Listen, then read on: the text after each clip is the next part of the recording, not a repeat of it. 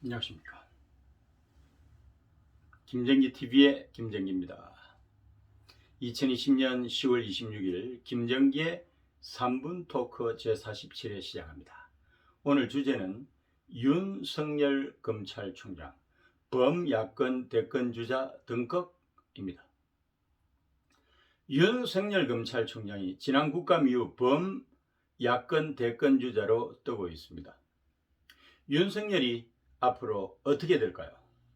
버티기를 하면은 인면권자인 문재인이 말이 없는 가운데 국민과의 약속인 2년 임기를 완수하는 내년 7월까지는 가겠지만 팔다리 꺾인 식물 검찰총장으로 할 수 있는 일이 별로 없습니다.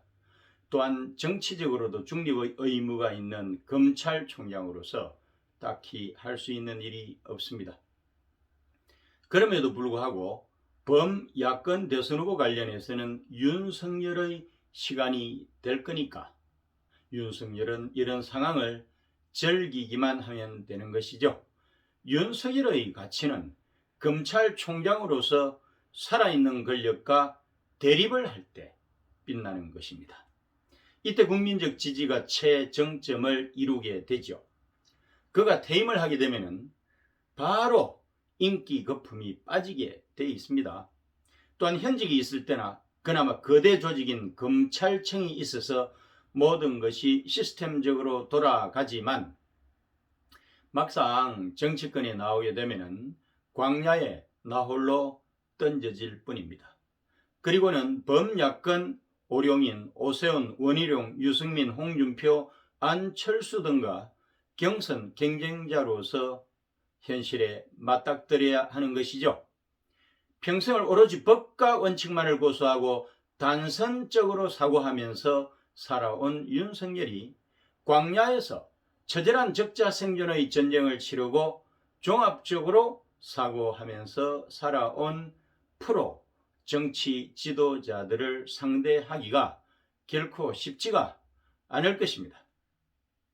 그러면 윤석열은 어떻게 해야 할까요? 승리 비책이 의외로 간단합니다.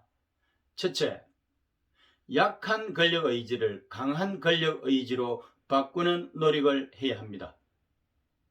그리하여 야망, 즉 흔들리지 않는 대통령의 꿈을 가지라고 하는 것입니다. 둘째, 임기에 연연하지 말고 정권을 송두리째 흔들면서 문재인의 목에 칼을 겨눌 수 있는 수준의 수사를 하고 장렬하게 전사하라는 것입니다.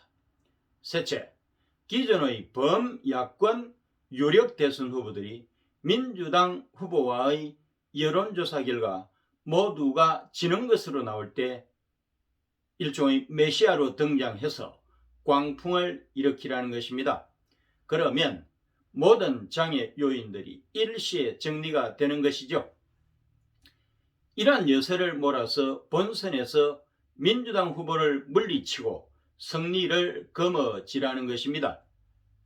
대권주자로서 윤석열의 경쟁력은 어떨까요? 보통 말하는 대선 승리의 3대 요소, 즉 인물, 구도, 이슈를 적용해서 한번 살펴보겠습니다. 먼저 윤석열이 인물이 될까요? 그가 걸어온 길이 감동적인 스토리가 있나요? 없습니다. 그에게 2022년 대선의 시대 정신인 경제를 운용할 능력이 있을까요? 없습니다. 따라서 인물론적인 측면에서 보게 되면 국민에게 희망을 주는 스토리가 없고 비전을 제시하는 경력이 없는 것이 단점입니다. 물론 일반적인 의미에서의 인물론은 아주 좋죠. 다음으로 구도는 어떨까요? 지역 구도는 좋습니다. 그는 서울 출생이지만 그의 부친 고향이 충청도니까 괜찮아요. 기존 지지층인 영남권에 충청권을 더하는 것이니까요. 영남 플러스 충청 연합군이 스윙 보트가 많은 수도권에도 바로 영향을 미치기 때문에 좋은 그림입니다. 세대 구도도 좋습니다. 그는 기존 국민의힘 지지층인 60, 70대에 더해서 민주당 콘크리트 지지층인 30, 40대가 제일 중요한 가치로 여기는 공정을 몸소 평생 실천을 해왔기 때문에 30, 40대 표를 끌어올 수 있어서 아주 유리합니다. 물론 20대에게도 이런 이유로 매력적인 후보가 될 수 있다 하는 것입니다. 마지막으로 이슈는 어떨까요? 전통적으로 대선에서 이슈는 경제와 안보입니다. 최근에는 사회복지도 추가가 되는 추세죠.